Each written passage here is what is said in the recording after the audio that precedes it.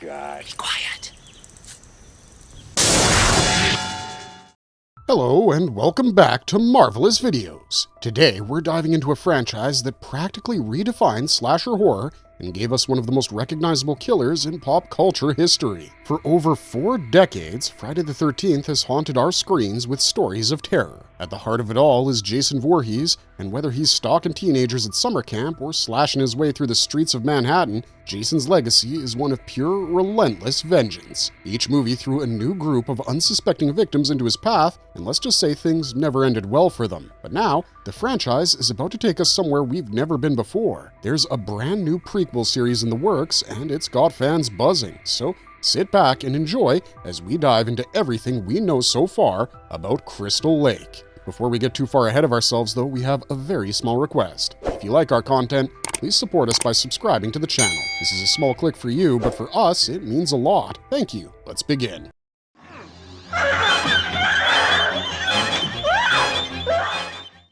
Friday the 13th franchise. It all started back in 1980 when Friday the 13th hit theaters and gave horror fans something new to scream about. Jason Voorhees was not always the masked figure we associate with the franchise today. His story actually starts with a tragedy. He was just a young boy when he supposedly drowned at Camp Crystal Lake, all because the camp staff weren't paying attention. What should have been a freak accident soon turned into something much darker. Over the years, the camp earned a reputation, and not a good one. Locals began whispering that the place was cursed and that something evil lingered there. At first, Jason was more of a ghost story, a name people threw around to explain the strange deaths that followed. In the original film, he wasn't even the killer, but his presence loomed large. As the series went on, that presence turned into something very real. Jason became the central figure, taking over the spotlight as an unstoppable force of revenge and rage. Whether he was in the shadows or the front of it all, the message was always clear. Mess with Crystal Lake and you're not going to make it out alive. With its mystery slasher setup and a brutally simple premise,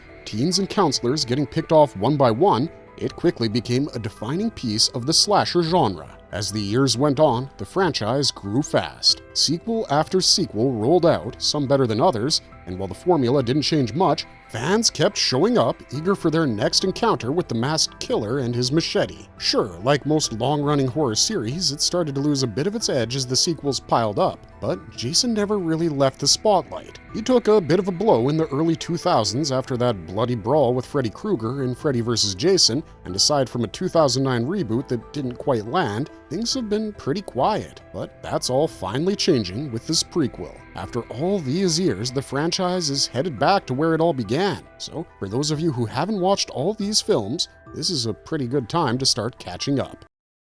Premiere date. As of now, there's still no official release date given for Crystal Lake, but we'll tell you this, things have definitely been moving behind the scenes. After years of messy legal battles over the rights of Friday the 13th, everything finally lined up in 2022. Peacock didn't waste any time. Once they had the green light, they committed to a full series, and Brian Fuller, known for shows like Hannibal, was brought on board to lead the project. But as promising as it all sounded, things took a turn. In early 2024, Fuller stepped away from the project, and for a while, it looked like Crystal Lake might end up dead in the water. Then, a few months later, Brad Caleb Kane, who's also working on the upcoming Welcome to Derry series, was announced as the new showrunner. By the end of that year, Kane confirmed that work on the series had officially kicked off. The story had been outlined, scripts were in development, and the creative team was aiming to deliver something that would really hit home with fans, something scary, bloody, and true to the franchise's roots. As of mid-2025, the series is still in pre-production, so let's hope we get to see it soon.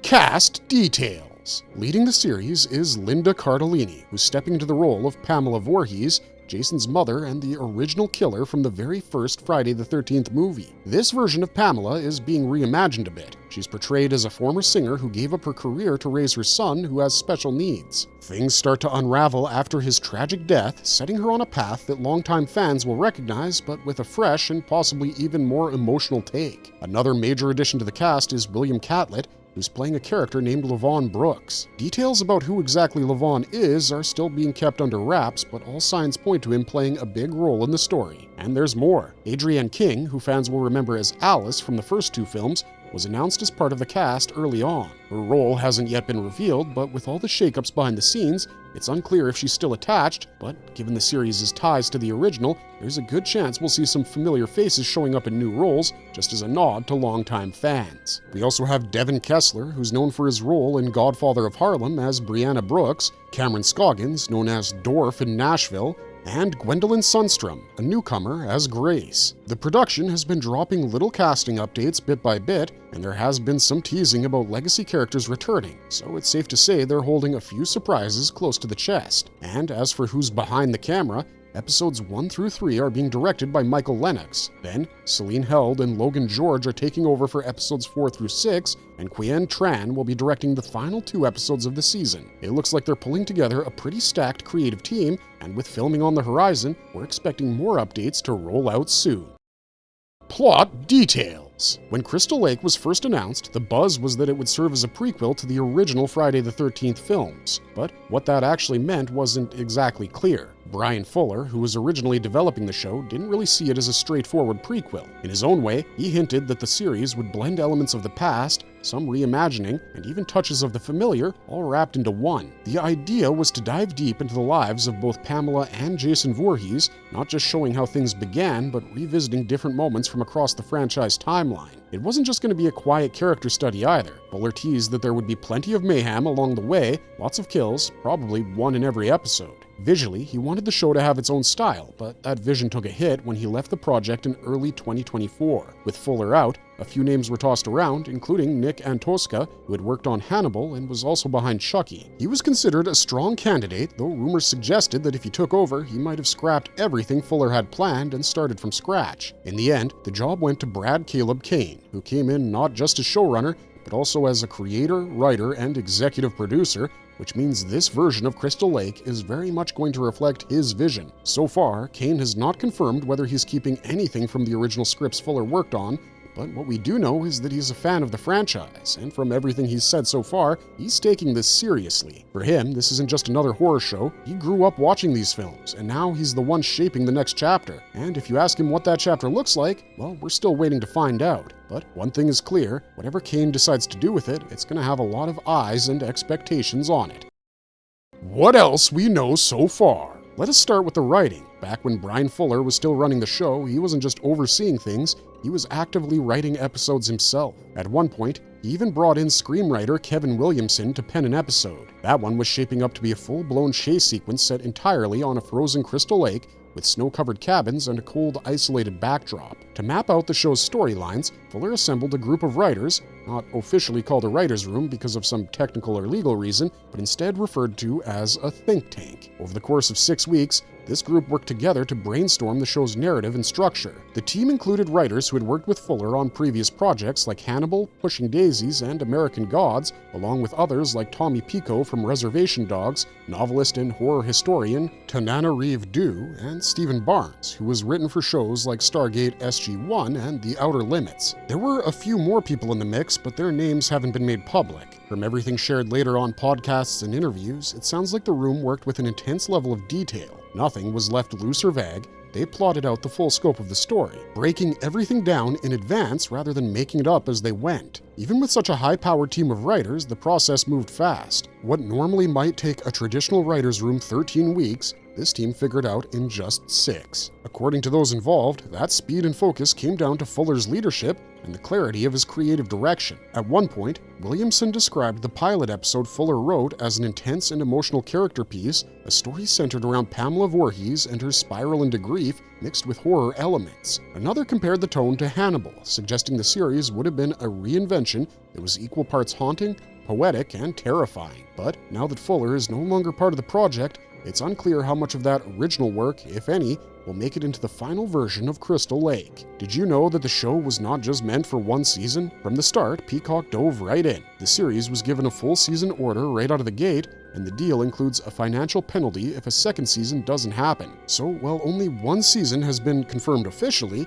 it's pretty clear that this was always intended to be a longer ride. In fact, before stepping away from the project, Brian Fuller had already outlined a 4-season plan for the show, thinking big about where the story could go. Back when the series was first announced, Fuller talked about how Friday the 13th had been a part of his life. He discovered it as a kid, and it had been stuck in his imagination ever since. Whether the new creative team sticks to Fuller's original vision or takes things in a new direction, the framework for a multi-season arc is already there. Another thing that Fuller had ideas about was the music. One of the most iconic parts of the Friday the 13th experience has always been the score, especially the eerie ch-ch-ch-ch sound. That, along with most of the original film scores, came from composer Harry Manfredini, who helped shape the creepy vibe of the series early on. Over the years, other composers stepped in for other sequels, but Manfredini's work is still what fans think of when they picture Jason lurking in the woods. Originally, Brian Fuller had a pretty cool idea for the Crystal Lake series. The plan was to let fans choose between two different musical scores when watching, one that featured Manfredini's classic style and another with modern, updated sound. Whether that concept is still part of the show remains to be seen, but it definitely shows how much thought was going into creating something that felt both nostalgic and fresh. Marvelous verdict. Well, with that, guys, we've come to the end of yet another marvelous video. The creative torch has been passed for this film from Fuller to Kane, and while the foundation may still be there, we will have to wait and see which pieces survive and which get completely reimagined. So that's everything we know about the prequel at this point, but as more news gets revealed, we're gonna keep you updated. Do you guys have any theories on what the story might be? Are there any unanswered questions you want this film to clarify? Let us know your thoughts in the comment section down below. We're always looking for ideas for new videos. And if you enjoyed watching this video, don't forget to like, share, and subscribe to our channel for more content like this. Thanks for watching, stay safe out there, and have a marvelous day.